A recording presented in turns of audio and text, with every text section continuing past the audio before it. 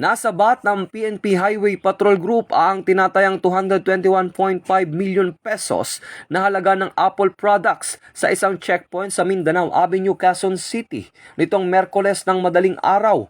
Ayon kay PNP HPG Director, Police Brigadier General Hansel Marantan, unang pinahinto ang 4 na aluminum closed van dahil sa mga paglabag sa batas trapiko.